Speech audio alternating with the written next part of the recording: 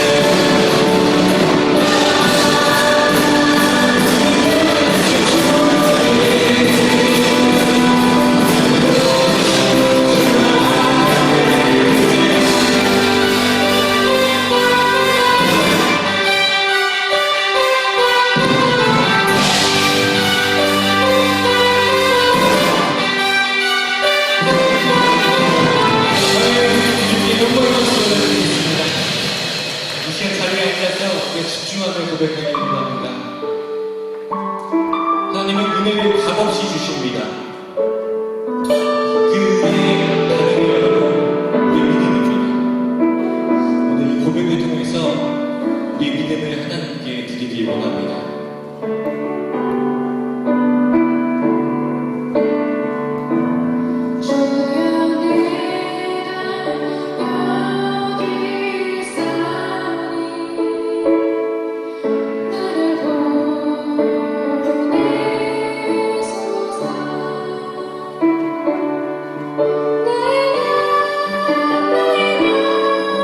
주께 드리오니 주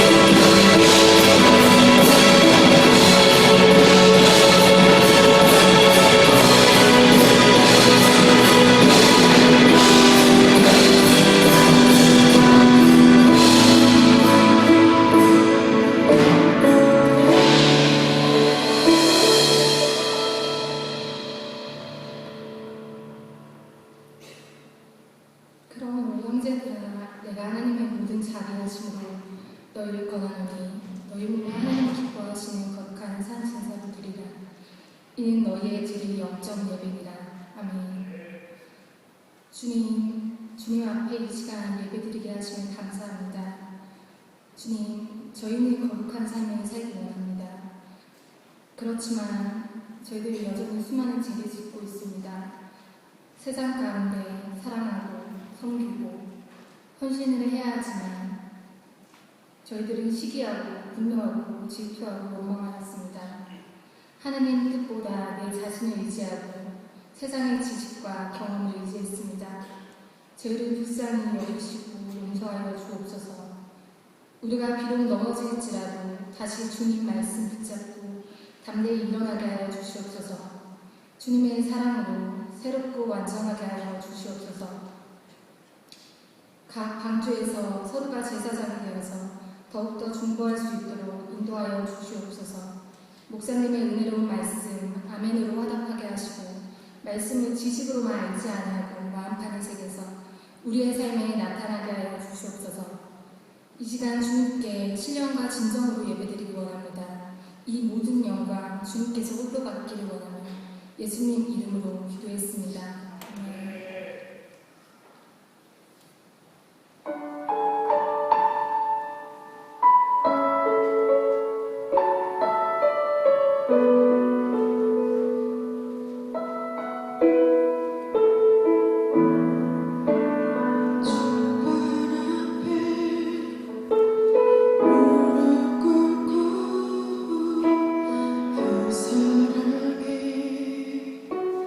사랑해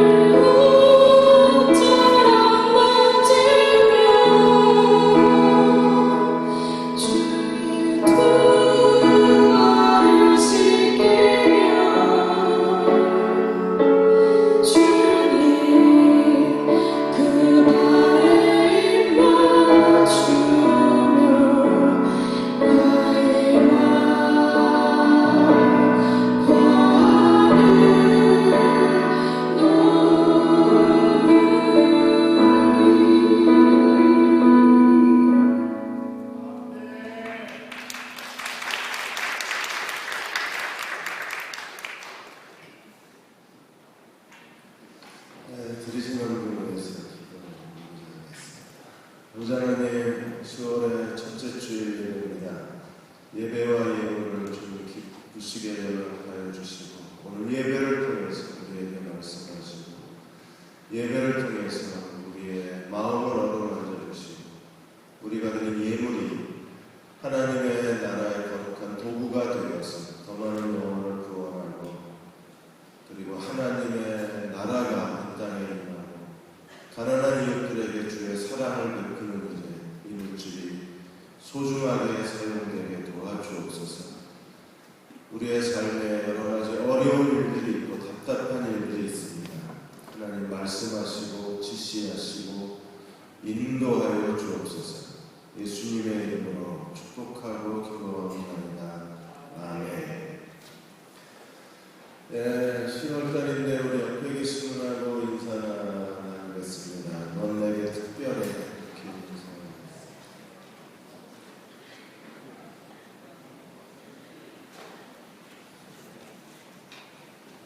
서복해.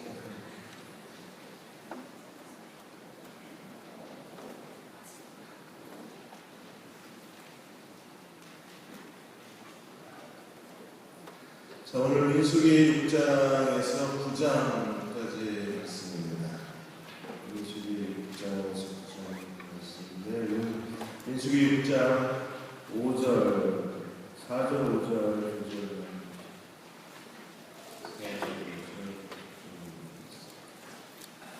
민수기 6장 4절과 5절 같이 한 목소리로 읽겠습니다. 자기 몸을 구별하는 모든 날 동안에는 포도나무 소사는 씨나 껍질이라도 먹지 말지며 그 서원을 하고 구별하는 모든 날 동안은 삭도를 절대로 그의 머리에 대지 말 것이라. 자기 몸을 구별하여 여호와께 드리는 날이 차기까지 그는 거룩한 주 그의 머리털을 길게 자라게 될 것이며. 아멘. 정신의학자 칼 메닝거가 능력과 성품에 대한 글을 썼습니다. 그래서 능력 있는 사람하고 성품이 좋은 사람하고 어떤 그 비례관계가 있는가에 대해서 소리 좀 조절해 주세요.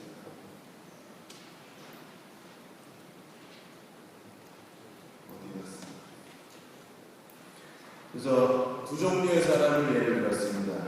한 사람은 능력은 뛰어나는데 성품이 좋지 않고 또 한 사람은 능력은 별로 없는데 성품이 좋은 사람이 있다고 했을 때 어떤 사람이 더 좋은 인간인가에 대해서 칼 메닝거가 사람들을 표본으로 대상해서 분류를 했습니다. 그래서 오히려 능력이 있지만 인간성이 나쁜 사람하고 인간성은 좋지만 능력이 없는 사람 가운데에서 결국에는 뛰어난 그 인간성이 가장 큰 능력이 된다는 사실을 그렇게 했습니다. 그래서 능력 있는 사람, 없는 사람의 차이는 1%밖에 되지 않는데 그 1%의 차이는 놀랍게도 인간성, 성품의 차이라고 했습니다.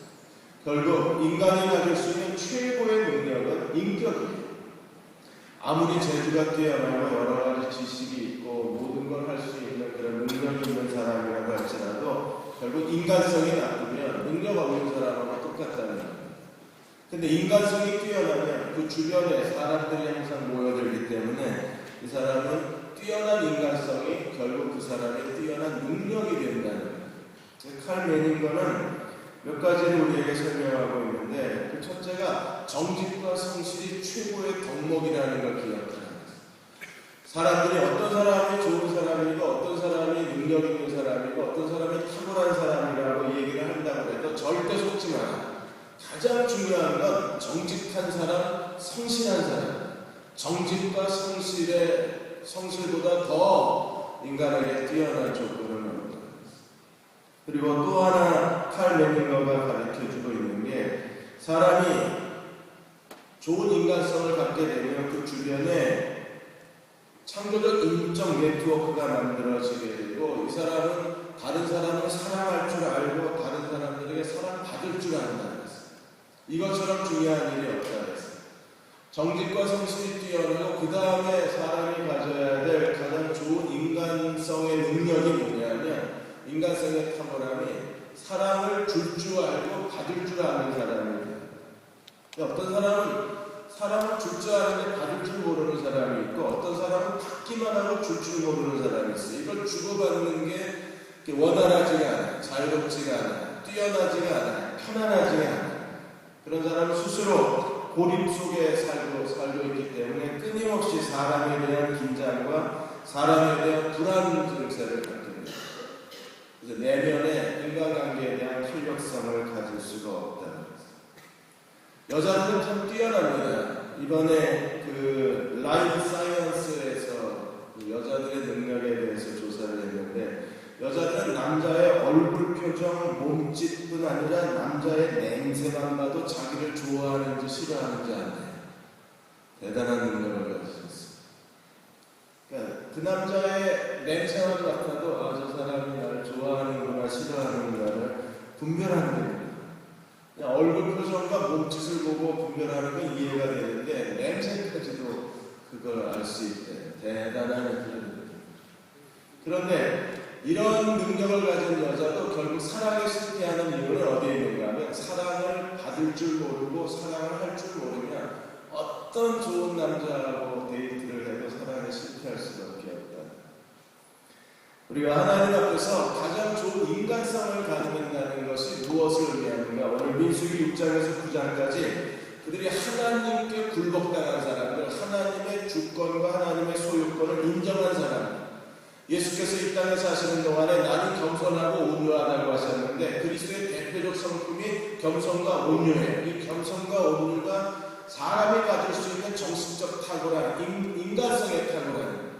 근데 예수님이 이걸 어디서 가지셨냐면, 예수께서 하나님의 권위에 복종하심으로 이 권위에 복종하는 복종의 내면의 자아가 가져오는 인간성이 겸손과 온유다. 사람들에게 매력적이지 못한 사람들은 하나님의 권위에 복종하지 못한 사람일 경우가 많아요. 사람들에게 어떤 강한 끌림을 주는 그 끌림이 없는 사람들은 아직까지 예수 그리스도의 십자가 앞에 굴복하지 못한 사람들이 많아요. 우리가 진정으로 예수 그리스도의 십자가에 굴복하고 그리스도를 나의 주 나의 하나님이라고 고백하고 십자가에 엎드린 사람들, 하나님의 주권과 소유권을 인정한 사람들에게는 그리스도의 겸손과 온유가 있어요. 권위에 대한 복종이 가져오는 내면의 변화가 이 겸손과 온유이기 때문에 하나님의 권위에 복종한 사람은 다른 사람과 전혀 달라요. 그들 안에 겸손함이 있고 온유함이 있기 때문에 사람들이 그의 성품을 존경하고 존중하고 그의 곁에 있는 걸 굉장히 편안하게 생각합니다. 그리고 겸손과 온유가 있어야 우리가 사람을 사랑할 줄 알고 사람들에게 사랑받을 줄도 알아요. 칼 메닝어가 말한 것처럼 가장 뛰어난 인간성이 가장 뛰어난 능력이라고 하는 사실 여기서 입증입니다. 6장에서 9장까지 하나님의 권위에 복종한 사람들, 하나님의 소유권을 인정한 사람들의 그 몇 가지 케이스가 우리에게 나오는데, 그 첫째로 6장에서 나시린에 대해서 얘기해요. 요즘 저기 마이크 웅웅거려서 괜찮아요? 듣기에? 나만 안 들어요. 귀가 막 이 여자 실패인데 계속 따라다니는데 유일하게 날 좋아하는 여자 웅웅이. 야, 6장에 지금 나시린이 나오는데, 자, 나시린은 어떤 사람이냐면 하나님께 자기 몸을 구별해서 서원하는 사람, 하나님께 헌신된 사람. 그래서 대부분 유대인들은 하나님을 진실하게 사랑하는 사람들은 자기 일생의 일정 기간을 나시린으로 서원을 해요. 우리가 마치 대한민국 남자가 2년 동안 군복무하듯이 대부분 사람들이 나시린으로 자기를 헌신하는 걸 의무적 규례로 인식할 정도로 보편화돼요. 그래서 남자고 여자고 일생에 한 번은 그게 몇 달이 됐든 몇 년이 됐든 나시린으로 자기 자신 하나님께 바쳐. 그래서 나시린은 하나님께 바쳐진 사람으로 세 가지 중요한 구별의 표시를 갖습니다. 그 첫째가 절대로 포도로 만든 식초나 포도로 만든 술이나 심지어 포도씨나 포도 껍질도 먹지. 포도로 만든 건 아무것도 먹으면 안 돼. 나시린 헌신하는 거다. 그 다음에 둘째로 하나님의 권위에 복종하는 표시로 머리털을 길렀어요. 머리털을 자르면 안 됩니다. 남자들의 로망이 여자친구의 긴 생머리인데 하나님의 로망도 나실인의 긴 생머리. 절대로 머리를 자르면 안 됩니다. 셋째가 시체를 만지면 안 돼요. 시체를 만지는 순간 나실인의 규례가 깨져요. 그래서 그 사람은 정결케 해야 돼야 다시 나실인의 규제가 시작이 됩니다. 나실인은 어떤 사람인가요? 그들은 하나님의 권위를 인정하는 긴 머리털을 가진 사람입니다. 그래서 여러분들이 유대인들을 보면 유대인이 머리에 키파를 씁니다. 이 키파를 쓰는 게 나는 하나님의 권위 아래 있다는 거예요. 또 여자들은요, 천주교에 가면 여자들은 머리에 너울을 씁니다. 여자가 머리에 너울을 쓰는 것도 하나님의 권위 아래 있다는 거예요. 바울은 고린도전서에서 여자의 머리는 남자요, 남자의 머리는 그리스도요, 그리스도의 머리는 하나님이라 이렇게 해서 머리 헤드십을 가지고 하나님의 권위의 단계를 설명합니다. 나실인 그들은요, 구원받은 그리스도인은 전부가 다 이 시대의 나실입니다. 왜냐하면 오늘 기도한 자매가 로마서 12장 1절 2절을 읽었는데 우리는 예수 그리스도를 믿고 구원받았을 때 하나님 우리를 값주고 사셨기 때문에 우리는 이미 구원받은 날 노예로 팔린 사람이에요. 전에는 죄의 노예였다가 구원받은 날 하나님의 노예로 주인이 바뀐 사람이에요. 하나님의 노예로 팔려온 사람이기 때문에 우리는 평생 동안에 노예는 곧 나실입니다. 우리는 평생 하나님께 노예로 나실인으로 헌신된 사람으로 자기의 생애를 하나님께 바친 사람입니다. 그럼 어떤 사람이 나실이니까 하나님의 주권과 소유권을 인정하고 사는 사람이에요. 그래서 제일 먼저 나실인의 첫 번째 규례가 포도로 만든 건 다 거부를 했어요. 심지어 포도맛 주스도 먹으면 안 돼요. 포도맛 환타도 드시면 안 돼요. 포도자가 들어가는 건 다 거절해야 됩니다. 뭘 상징해요? 세상의 즐거움과 세상 쾌락을 상징합니다. 포도를 세상 사람들 유대인들은 하나님 없는 세속적 쾌락을 가리켜서 곡식과 포도주의 풍성함이라고 했어요. 그래서 포도주를 먹고 즐기는 것이 유대인들의 히브리 문화였기 때문에 포도주는 세속적 쾌락을 뜻합니다. 하나님께 헌신된 사람은 우리는 평생에 세속적 즐거움을 버리고 사는 사람입니다. 그럼 어떻게 사는 게 세속적 즐거움을 버린다는 건가? 우리는 그러면 깁스 가면 안 되나? 우리는 아웃백 가면 안 된다는 소리인가? 그러면 우리는 뭐 강호동 치킨 먹으면 안 되나? 도대체 세상 쾌락을 멀리하고 세상 즐거움을 멀리한다는 게 무슨 뜻인가? 그럼 포도주를 먹지 않는 거하고 머리에 머리털을 기르는 거하고 거의 같이 가요. 그러니까 그런 일상적인 사소한 것들에서 즐거움을 얻는 걸 거부하는 것을 의미하기도 하지만 더 중요한 것은 포도주를 먹지 않고 머리털을 기른다는 것은 하나님의 권위에 복종한다는 거예요. 내 의견, 내 생각, 그리고 내가 주장하는 걸 포기하고 하나님의 권위에 자기를 내려놓고 복종할 줄 아는 게 포도주를 마시지 않고 머리털을 기르는 사람입니다.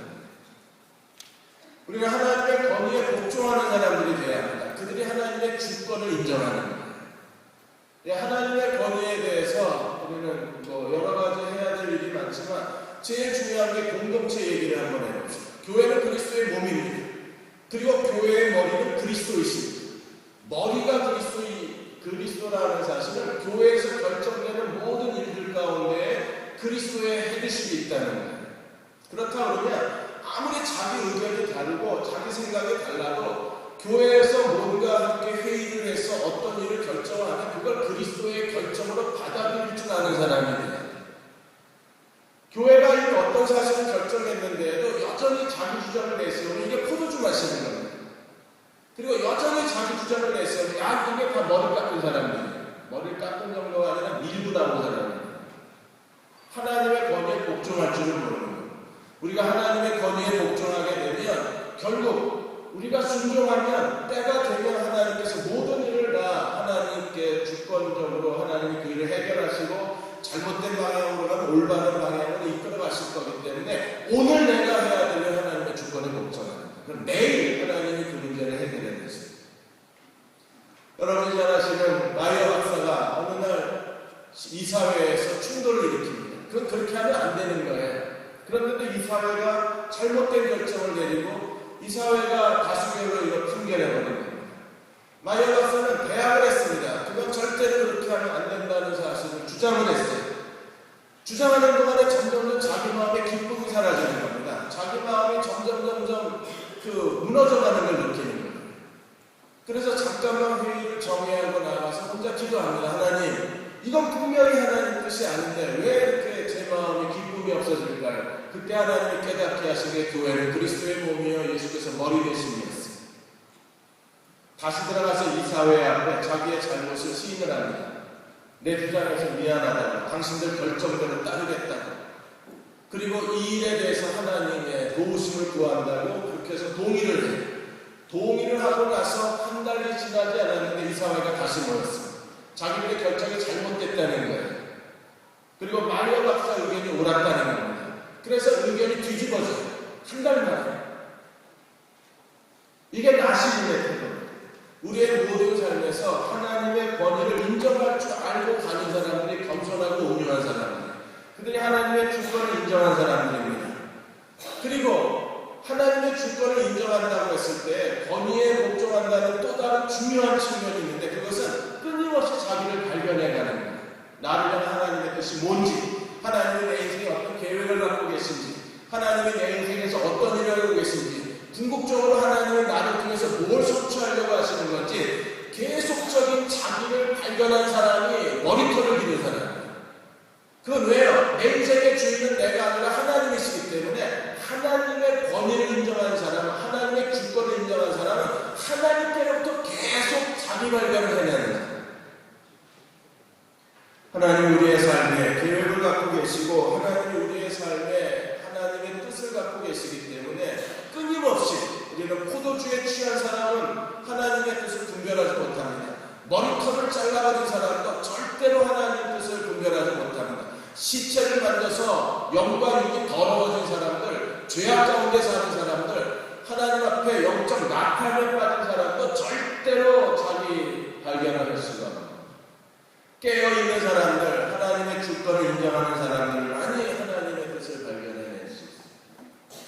최근에 정혜신 박사가 쓴 불안한 시대로부터 탈출해야 하는 그 심리학 책을 재미있게 읽었습니다. 이분이 정신과 의사로서 불안한 시대로부터 탈출, 그거는 곧 자기 자신의 불안함으로부터의 탈출이에요. 자기를 불안해하는 젊은이들이 너무나 많습니다. 30대가 넘었는데도 여전히 자기 불안에 빠져있어요. 자기 인생에 이제 확신을 가지고 뭔가 도전해야 될 나이에 불안 가운데 서 있는 거예요. 그래서 닥터 정은 이 불안함의 원인이 어디 있느냐면 아직까지 자기가 자기를 발견해내지 못해서 그렇다는 거예요. 끊임없는 자기 발견이 없는 한 우리는 삶의 불안에 빠지고 자기가 누구인지, 무엇을 해야 하는지, 어떻게 살아야 되는지, 그리고 무엇을 내가 갖고 있는지, 하나님이 내게 주신 건 과연 뭔지, 내가 이 세상에서 내가 잘할 수 있는 일은 뭔지, 자기 자신을 전부 발굴해낸 사람은 불안해하지 않아요. 그러나 자기를 아직도 땅속에 파묻고 저 해저 몇백 킬로미터 안속에 자기를 묻어두고 자기를 발견해내지 못한 사람들은 계속 불안하다는 거예요. 나스린은 어떤 사람입니까? 자기를 발견해낸 사람, 자기를 저 땅속에서 꺼낸 사람, 해저 밑바닥에서 보물을 발견해내듯이 자기를 찾아낸 사람들, 그들만이 나스린으로 자기가 하나님께 헌신한다는 겁니다. 헌신이라는 게 뭡니까? 자기 몸을 구별하는 거예요. 어떤 사람이 자기 몸을 구별해요? 하나님 뜻을 알고, 내가 누구인가를 알고, 하나님이 내게 뭘 원하시는지를 알고 가는 사람들이 자기를 하나님께 헌신할 수 있는 거예요. 우리 하나님 앞에 지속적으로 자기를 붙들고 씨름해야 돼. 그리고 계속 자기를 발굴해내야 돼. 지난번에 ABC 뉴스에서 미국의 포브스가 순위를 정한 400대 기업 가운데 몇 사람이 어떻게 해서 부자가 됐는가에 대한 특집 뉴스를 실었습니다. 세계 2위 워렌 버핏 같은 경우에는 이분이 그렇게 지금 부자로 사람들에게 알려져 있지만 처음에 10대 시절에는 신문 배달로부터 시작이 됩니다. 신문 배달하던 소년이 이렇게 세계를 움직이는 그 부자 중에 한 사람이 되고 가장 많은 기부 왕이 되어서 많은 사람들에게 존경을 받을 수 있는 것은 그 사람들이 가장 밑바닥에서부터 출발하면서 계속적인 자기 발견이 있었다는 거예요. 끊임없이 자기를 발견해내지 않느나 이렇게 밑바닥에서 정말 하찮은 직업을 갖고 누구도 할 수 있는 그런 비천한 직업 속에서 오늘의 나를 만들어낼 수 없다는 거예요. 포브스의 400대 부자 가운데 18위가 스티브 발머인데 스티브 발머도 제빵사였어요. 그냥 그가 자기를 내버려뒀으면 제빵사로 인생 끝났을 겁니다. 그런데 스티브 발머는요, 끊임없는 자기 발견을 하고 자기 도전을 한 거예요. 여러분, 이 자기 도전, 자기 발견을 해서 하나님이 나를 어디까지 데려가실 수 있나, 하나님의 손에 자기를 의탁한 사람이 긴 머리를 휘날리는 나시입니다. 그래서 하는 사람은 계속 주기적으로 가서 미장원에 가서 머리를 잘라버리면 자기 발견이 없는 거예요. 그리고 양품, 61일을 한 양품 같은 경우에는 식료품 가게에서 청소를 하던 그야말로 알바 중에 아주 밑바닥 알바를 했던 젊은이가 어느 날 자기 인생을 찾아내고 그것을 실현해가면서 지금 포브스가 정하는 세계부자 61위까지 올랐다.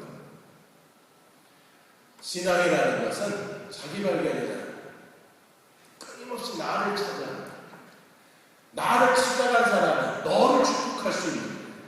그래서 6장의 나시린 규례 뒤에 제사장 축복 기도가 덧붙여진 것은요, 나시린과 제사장 축복은 같이 가요. 내가 아직도 나에 대해서 불안한데 내가 어떻게 널 축복을 해? 못합니다. 내가 나에 대한 불안으로부터 탈출한 사람만이 너를 제사장으로 축복할 수 있는 거예요. 하나님이 내게 얼굴을 비추사 은혜를 베푸시고 내게 얼굴을 비추사 내게 평안을 주시기 원하노라. 나는 하나님의 얼굴 본 지가 몇 년이 지났는데 어떻게 너에 대해서 여호와께서 내게 얼굴을 비사 내게 은혜 주시고 얼굴을 내게 비추사 내게 절대 그 기도 못 따라. 그러니까 나시린과 다른 사람을 축복하는 제사장 축복은 같이 가는 거예요. 그러니까 자기를 찾아낸 사람들이 너를 축복할 수 있는 거예요. 두 번째로 7장에 가면 유대 종교 지도자들이 이스라엘 지파 12 지도자들이 하나님의 성막을 복원하는 데 최고의 예물을 드립니다. 모세가 하나님의 성막을 다 기름 발랐어요. 올리브유를 통째로 발라서 그야말로 올리브유를 그냥 뒤집어 쓰고 하나님의 성막을 하나님께 봉헌하는 날에 이스라엘 족장들이 제일 먼저 드린 게 뭐냐면 수레, 덮개가 있는 수레 6개와 그 다음에 그 수레를 몰 수 있는 소 12마리. 그래서 이게 레위 지파가 하나님의 성막을 해체했다 조립할 때 이 수레를 가지고 하나님의 성막을 옮기게 되어져. 근데 이 성막을 옮기는 소와 수레를 이스라엘 최고 지도자들이 하나님께 자기를 바치게 됩니다. 7장 10절에서 83절까지는 굉장히 길게 각각 하루에 한 지파의 지도자가 어떻게 하나님 앞에 예물을 드렸는가를 아주 자세하게 기록해 놓고 있습니다. 우리는 별로 궁금해하지도 않는데 성경은 뭐가 이렇게 중요한지 이걸 자세하게 기록해 놓았어요. 왜 그렇게 하나님이 자세하게 기록해 놓았습니까? 하나님의 소유권을 인정하고 하나님께 가장 좋은 것을 바친 그 헌신을 하나님이 기록해 놓으십니다. 하나님의 소유권이 인정이 된 겁니다. 우리가 하나님께 가장 좋은 것을 드릴 때 이건 하나님이 주신 거라는 소유권이 인정이 됩니다. 헌신하지 않으면 하나님의 소유권이 인정이 되지 않는다. 여러분, 우리가 하나님께 드릴 때 하나님이 얼마를 드리면 기뻐하십니까? 예배 때마다 30만 원씩 드리면 기뻐하십니까? 하나님 도대체 내가 얼마를 드려야 기뻐하시겠습니까? 이스라엘 족장들처럼 올 때마다 뭐 수레 하나, 뭐 소나타 한 대 정도 하나님께 드리면 좋아하시고, 아니면 1년치 주유권 하나님께 드리면 하나님 마음껏 돌아다닐 수 있습니다. 그러니까 하나님께 드릴 수 있는 최고의 선물은 어떤 선물입니까? 여러분 자신, 나를 바치 하나님의 뜻으로 말미암아 땡땡땡 된 나, 이걸 찾아내는 이게 하나님께 드리는 최고의 제물입니다. 로마서 12장 1절 2절에 너희 자신을 너희 몸을 하나님이 기뻐하시는 거룩한 산 제사로 드리라고 했을 때 몸이라는 건 삶 전체, 우리 인생 전부입니다. 그걸 위해서 우리가 어떻게 해야 돼요? 하나님의 선하시고 온전하시고 기뻐하신 하나님의 뜻을 분별하라. 그러니까 나를 드리는 게 최고의 선물이에요. 우리가 가지고 있는 소유의 일부를 드리는 것보다 나를 드리는 거예요. 왜? 나도 하나님의 소유 중에 가장 중요한 소유가 됩니다. 2000년 5월에 박진영이가 지금 비라고 이름을 붙여줍니다. 그래서 비의 인생이 바뀐 게 2000년 지금부터 14년 전에 박진영을 만나면서 비의 인생이 바뀌었어요. 비의 본명이 뭡니까? 정지훈. 박진영 백댄서가 있고 박지훈의 백댄서가 있었어요. 그러다가 2004년에 나쁜 남자 이 노래를 부르면서 우리가 이제 비를 처음 만나게 돼요. 왜 비라고 이름을 지었느냐면 박진영이가 비라고 이름을 지어줬어요. 레인이라고 진짜 레인이에요. 진짜 내리는 비. 왜 그러냐면 박진영이가 비를 위해서 노래를 만들어줄 때 비 오는 날 그렇게 잘 만들어져요. 그래서 박진영이가 이 비의 노래를 비 오는 날 많이 지었기 때문에 그래서 너 오늘부터 비를 하라고 했어요. 이 비가 뭐라고 했습니까? 박진영과의 만남이 자기 인생의 전환점이 됩니다.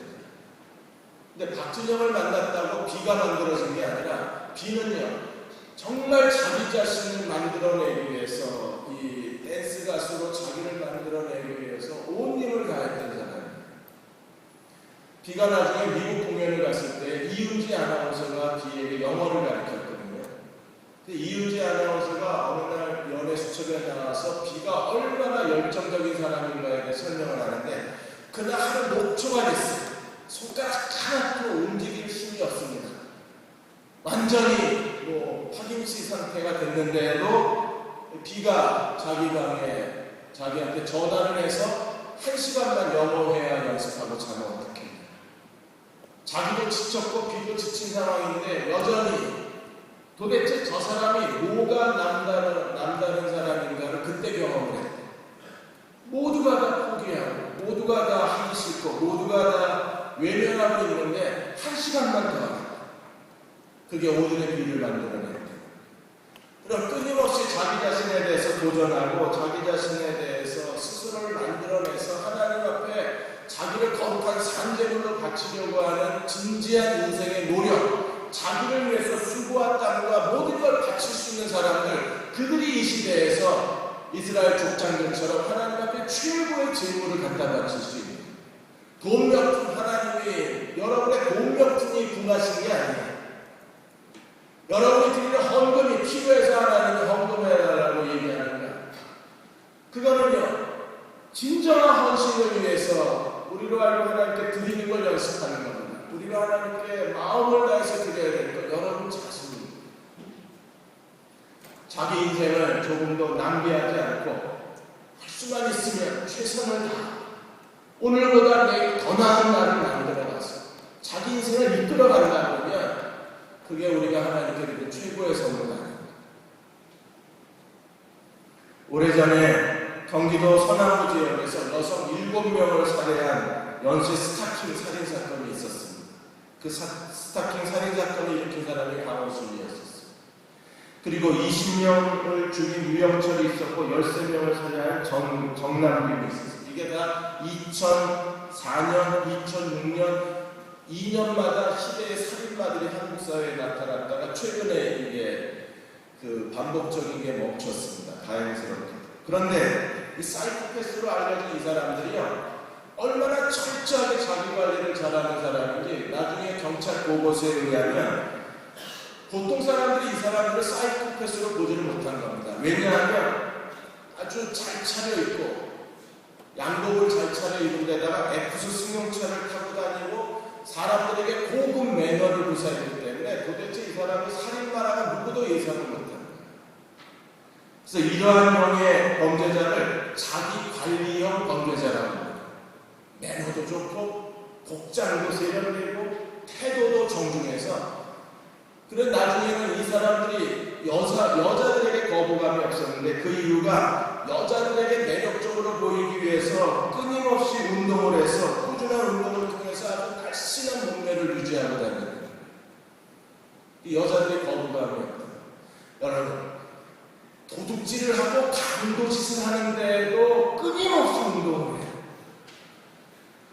자기 관리를 해. 그래야 도덕도 수준 높은 도덕이 됩니다.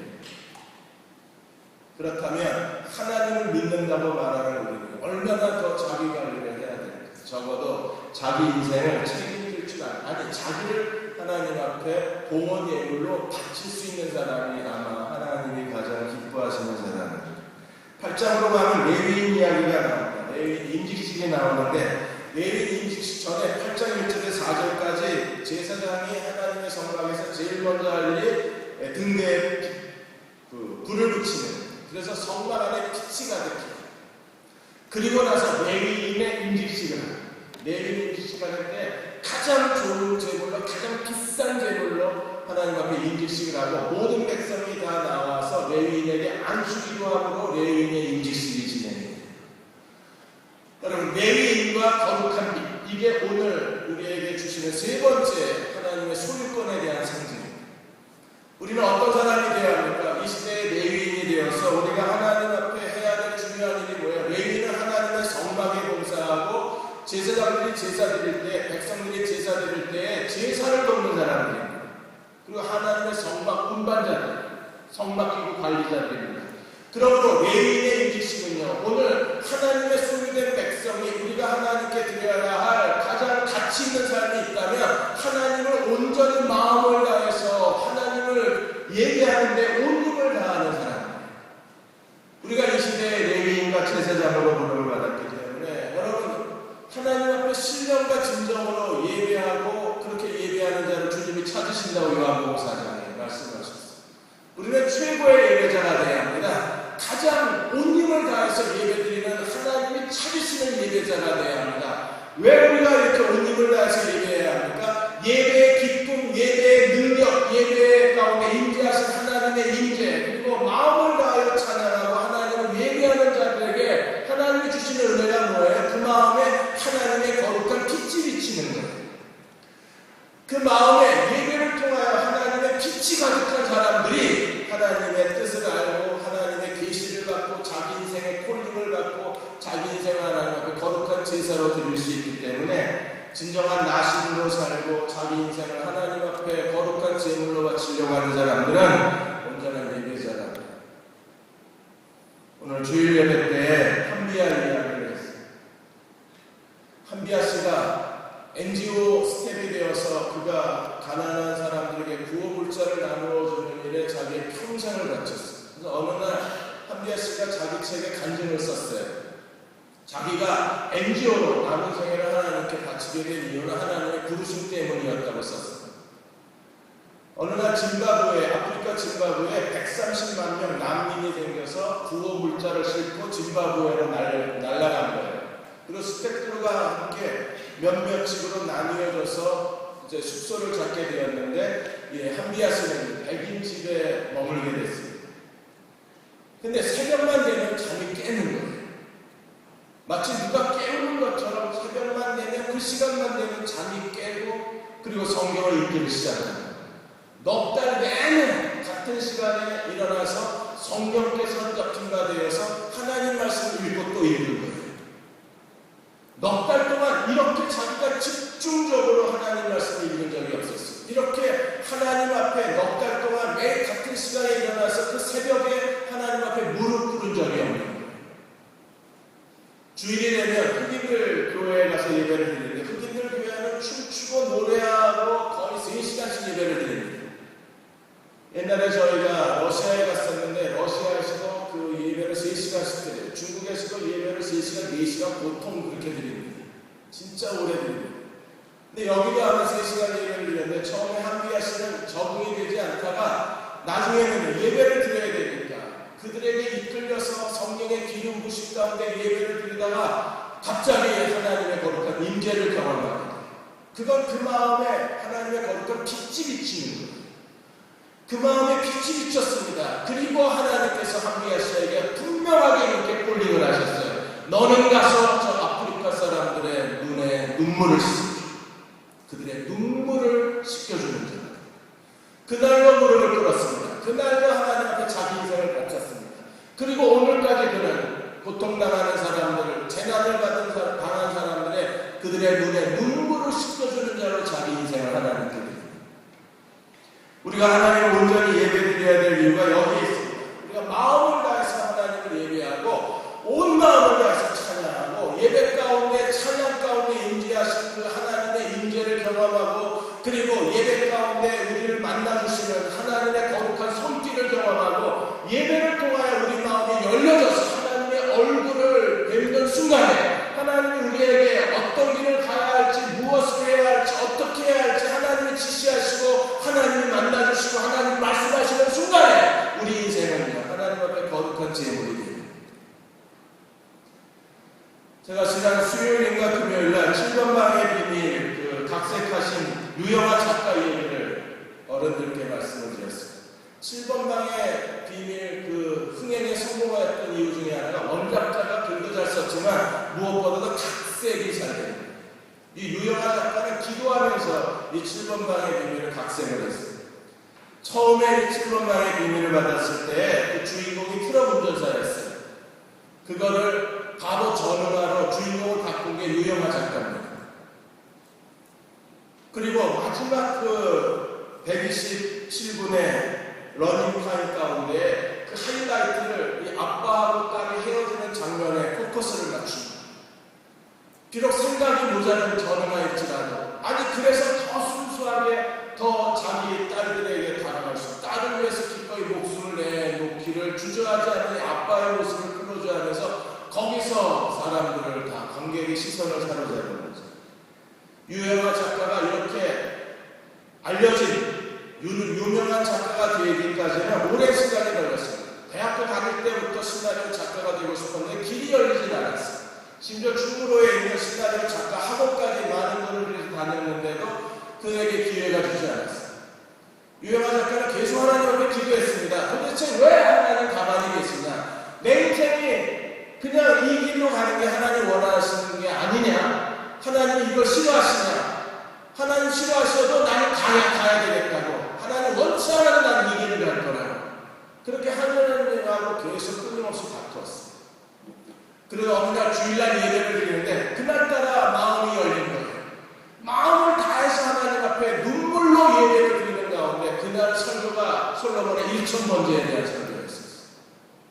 1000번째라는 말이 그대로 가슴에 쏟아져 들어온 겁니다.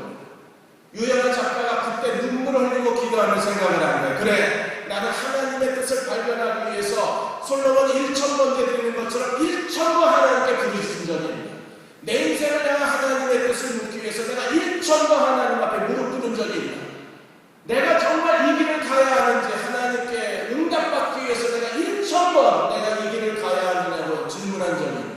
그때부터 유영아 작가가 하나님 앞에 무릎을 꿇고 3년 동안 첫날 동안 매일 성경을 읽고 하나님 앞에 기도하기로 작정을 하고 그렇게 매일 성경을 읽고 퀴즈를 시작했어요.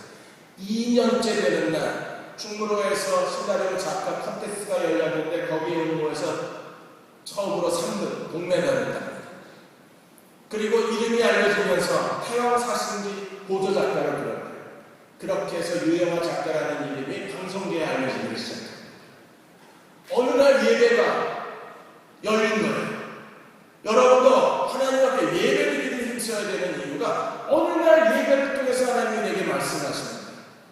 어느 날 예배를 통해서 나를 만나주실 때에 거룩한 빛이 비치는 거예요. 하나님의 성소의 등잔에 불이 켜지는 겁니다. 불이 켜지는 순간에 하나님이 내게 뭘 원하시는지 어떤 결정을 해야 될지 어떤 선택을 해야 될지 어떤 길로 가야 될지 하나님이 모든 걸 우리에게 말씀하시기 시작하고 나를 내가 하나님의 계시의 말씀이 주어지기 시작하면서 우리는 하나님 앞에 자기 인생을 거룩한 제물로 만들 수 있습니다. 레위인으로 사십시오. 레위인은요 하나님께 갖춰진 사람들입니다. 누구를 대신해서 이스라엘 장자를 대신해서 하나님께 갖춰진 사람들입니다. 그래서 하나님이 레위인을 가르쳐 뭐라고 그랬어요? 레위인은 내 것이라고 했어요. 하나님의 소유된 사람들입니다. 우리가 하나님의 소유된 사람으로 하나님을 온 마음을 다해서 예배하고 전심을 다해서 예배하고 어느 날 하나님이 그 예배를 통해서 나를 찾아오시는 날 내 마음에 빛이 비치는 거예요. 어디로 갈지 뭘 해야 될지를 알게 됩니다. 이렇게 된 마지막으로 그 사람에게 뭐가 주어집니까? 9장으로 넘어가면 6월절과 그리고 하나님의 인도의 구름 기둥이 나타납니다. 6월절 살아나는 거예요. 우리 날마다 예수 그리스도를 닮아가는 사람에게 6월절은 구원의 시작입니다. 그런데 주님이 이걸 매년 지켜서 기념하라고 했어요. 왜요? 구원의 시작에서 구원의 완성이 있기 때문에 우리는 날마다 죄로부터 해방되어지고 하나님께 거룩한 헌신을 해야 되는 사람으로서 하나님의 소유권을 인정하고 사는 사람들에게는 진정한 영적 성장이 있어요. 그들은 날마다 예수 그리스도를 닮아가는 사람이 되어서 그들이야말로 이 땅에 사는 동안에 진실하게 6월절을 지키는 사람이 될 수 있습니다. 시체를 만든 사람들이 1월 14일날 6월절을 지키지 못하게 되자 하나님은 모세에게 묻고 하나님은 모세에게 2월 14일날 발렌타인데이 그날 6월절을 지키라고 한 달 뒤에 제2차 6월절을 명령해 주시게. 왜요? 모든 사람이 6월절을 지켜야 됩니다.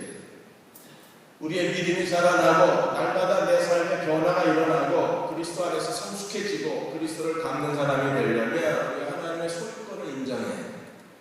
소유권을 인정하고 오늘 복종하고 따라가고 오늘 순종하고 따라가면 하나님께서 내일 내 삶을 인도해 주시고 하나님의 뜻을 완성해 주시기 때문에 그렇습니다. 저는 헨리 나우엔 이분을 참 좋아하는데 일부 그분의 글 가운데 인정할 수 없는 것도 있습니다. 이분이 1985년에 자기 인생의 전환점을 맞아 프랑스 라브리 공동체, 라르시 공동체에서 한 지도자가 예일대학을 방문합니다. 이 라르시 공동체 지도자가 예일대학을 방문하고 그때 거기 교수로 있던 헨리 나우엔을 만나요. 헨리 나우엔을 만나서 프랑스의 그 정신지체 아이들의 이 라르시 공동체에 대해서 이야기를 하면서 이분이 헨리 나우엔을 그 모임에 강사로 초청하겠다고 약속을 하고 프랑스로 돌아가서 진짜 헨리 나우엔을 그 라르시 공동체 강사로 초청을 합니다. 그래서 준비를 해서 프랑스로 날아갔는데 막상 가서 보니까 침묵 공동체, 침묵 수양입니다. 가서 할 일이 없는 침묵하고 행동으로만 보여줍니다. 행동으로 사람들을 섬기고 사람들의 발을 씻어주고 사람들을 돌보아주고 밥해주고 그리고 격려해주고 그래서 말을 한마디도 하지 않는 그런 침묵 수양의 강사로 초빙을 받습니다. 근데 헨리 나우엔에게 그게 굉장히 신선한 감동이었어요. 그리고 다시 돌아왔어요. 근데 다시 라르시에서 두 번째 편지가 왔어요. 그 총책임자였던 장 비니에가 이제 정중하게 요청을 했어요. 이 라르시 공동체의 정신지체 아이를 위해서 원장으로 와주실 수 있게. 헨리 나우엔 충격이었어요. 지금 잘 나가는 교수인데 자기 보러 지금 정신지체와 수용소 원장이 되라고 그러니까 이 사람이 정신 나갔나 처음에 그렇게 생각을 했어요. 근데 점점점 그 사람의 편지글이 나우엔의 마음을 사로잡기 시작해요. 그래서 가서 만나고 대화를 나누다가 결국 하버드 대학 교수들을 예일대 있다 하버드 대학에 옮긴 다음에 하버드 대학 교수들을 포기하고 그분이 정신지체아를 섬기는 원장으로 가는데 처음부터 원장으로 간 게 아니라 캐나다의 그 토론토의 데이브레이크 거기 6명의 지체장애의 아주 조그만 집이 하나 있어요. 그 6명의 지체장애아를 섬기는 보조교사로 들어요. 데이브레이크. 거기서 나우엔이 완전히 바뀌어요. 그 나우엔이 섬긴 아이가 아담이라는 아이였는데 아담을 통해서 하나님의 얼굴을 봐요. 그리고 그의 세계를 하나님께 드립니다. 그리고 1996년 9월 21일 날 헨리 나우엔이 하나님의 부르심을 받았는데 그는 마지막에 이런 글을 남겼습니다. 나는 내가 사랑하는 그들을 통해서 우리 주님 예수 그리스도를 새롭게 경험했다. 주님의 사랑을 경험한 그 날들은 내게 행복이었다. 세상 사람들이 볼 때는 정말 어리석은 사람입니다. 세상 사람들이 볼 때 인생을 이렇게 바보처럼 살 수가 없는데 그분은 말하기를 그리스도가 내게 계셨다. 그 6월절이죠. 인생의 가치를 어디에 두느냐의 차이가 있겠지만 그러나 나우엔은 그는 자기 삶 전부로 6월절을 지킨 사람입니다. 우리가 그렇게 주님을 사랑할 때 주님은 우리에게 어떤 분이 되십니까? 날마다 구름 기둥이 계셔서 우리를 인도하십니다. 민수기 9장은 정말 아름답습니다. 왜냐하면 민수기 9장에서 하나님이 자기 백성을 어떻게 인도하셨는지 하나님의 인도하심이 선명하게 나타나요. 아주 단순했습니다. 구름이 가면 따라가고 멈추면 숨으면 돼요. 그 이상의 법칙도 없고 그 이하의 법칙도 없어요. 오직 하나. 그래서 아마 레위 족속 중에 구름 파수꾼을 두었을 걸로 추정을 합니다. 왜요? 갑자기 새벽 1시에 비상벨 울리고 구름이 움직이면 다 따라서 텐트다 걷고 침대다 걷고 뒤따라가야 되기 때문에 논산훈련소 같이 하나님이 움직이시면 따라 움직이면 되고 하나님이 쓰면 서 있으면 돼요. 하루 저녁 서 있던 6개월을 서 있던 10년을 서 있던 하나님이 그냥 머물러 있으면 됩니다. 그렇게 따라가고 순종하기만 하면 여기도 순종이 나옵니다. 나시린도 복종의 표시를 가졌고 유대 종교 지도자들도 복종에서 하나님한테 가장 좋은 걸 드려요. 또 복종에서 하나님이 인도하시는 대로 순종하고 가면 하나님이 우리 인생을 향한 그분의 뜻을 이루어 드립니다. 하나님께서 우리 모두에게 하나님의 주권과 소유권을 인정하고 복종할 줄 아는 그리스도의 제자를 배우게 하셔서 가장 성숙한 사람만이 제자, 이 주님의 주권에 복종할 수 있는 그리고 가장 헌신된 제자들만이 하나님께 드릴 수 있는 거룩한 삶이 복종의 삶, 하나님께 갇히는 삶. 오늘 우리가 이 복종의 네 가지 표시를 지닌 사람이 되셔서 이 시대 가운데 날마다 하나님과 동행하는 그리스도의 종들이 된다면 하나님이 여러분을 통해서 그의 이름을 영광을 받으실 수 있습니다. 하나님 여러분 사랑하고 계신 걸 믿으십니까? 여러분의 인생에 계획을 갖고 계신 것도 믿으시나요? 오늘도 하나님의 구름 기둥이 나를 인도하고 계신 걸 믿으십니까? 그렇다면 매일의 삶 속에 하나님께 복종하고 삽시다. 하나님께 드릴 걸 드리고 삽시다. 그러면 그분이 내 인생을 책임져 주십니다. 다 일어나셔서 우리 94장 주 예수보다 더 귀한 분을 만나고 찬양하고 기도하고 기도하겠습니다.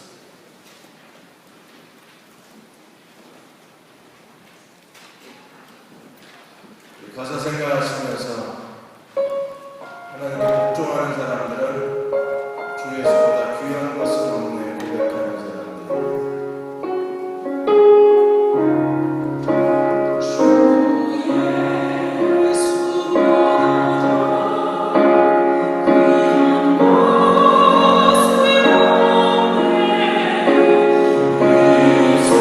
Yes.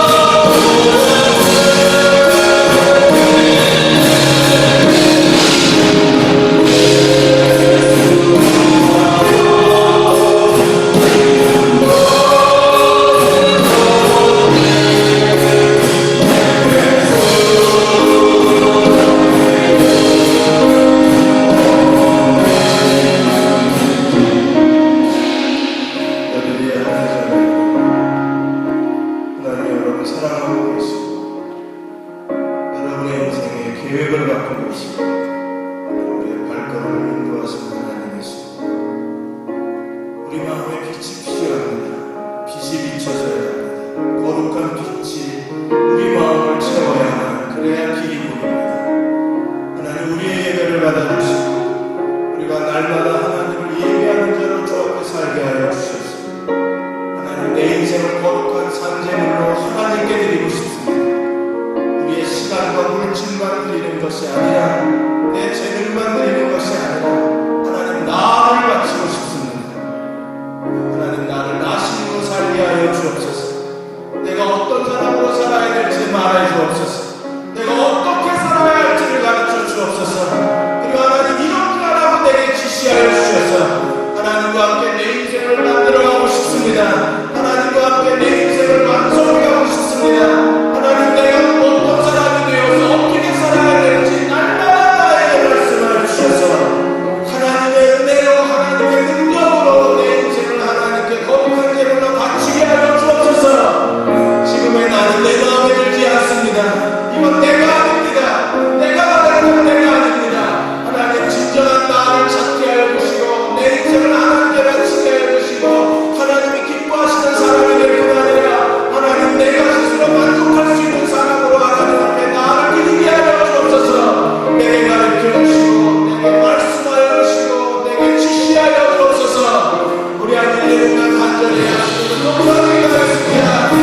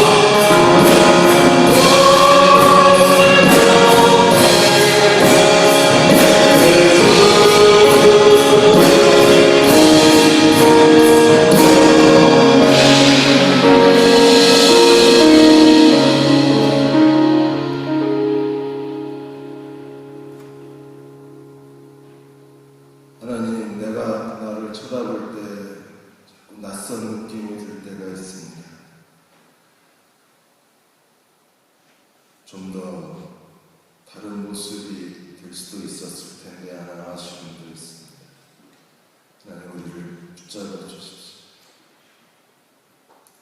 이렇게 하라고 말씀해 주시고 이렇게 살라고 지시해 주시고 이렇게 하면 된다고 우리에게 확신을 주시고 너는 이런 사람이라고 말씀해 주십시오. 하나님이 기뻐하시는 아니 내가 살기 원하는 그런 진정한 나를 하나님의 뜻과 하나님의 은혜 가운데 찾아내고 하나님께 우리 자신을 거룩한 산재물로 바치는 그리스도의 젊은이들이 되게 하여 주옵소서.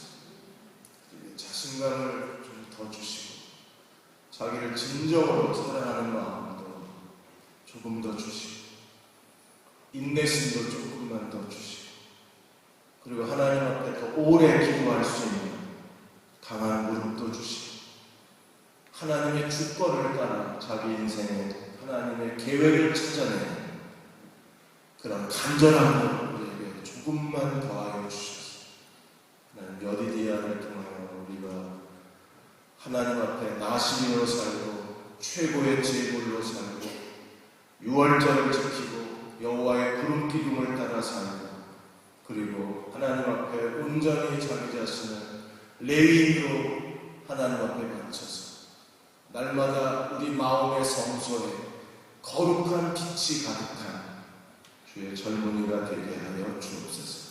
이 빛이 꺼지지 않게 하여 주시고 이 거룩한 빛이 비치는 동안에 나는 견뎌낼 수 있고 이 거룩한 빛이 비추는 동안에 나는 기도할 수 있고 이 빛이 비치는 동안에 나는 실족하지 않을 수 있습니다. 예배를 통하여 계속 이 거룩한 빛이 우리 안에 비추게 하여 주시고 하나님의 구름 기둥을 따라 순종하며 나아가는 여디디아 형제 자매가 되게 하여 주옵소서. 지금 우리를 죄에서 구원하시고 주 예수 그리스도의 은혜와 하나님 아버지의 그 크신 사랑하심과 성령의 인도하시고 도우심을 10월의 첫째 주일 예배드리고 돌아가는 여디디아 형제 자매 그리고 사부 예배 드리시는 분들 또 그분들의 가정과 또 여디디아 형제 자매들 기도하고 구하는 모든 일들 위에 그리고 이 민족과 이 땅의 모든 교회 위에 10명의 실종자를 오늘도 눈물로 기다리고 있는 세월호 가족들 위해 지금부터 영원히 함께 하시기를 간절히 축원하옵나이다.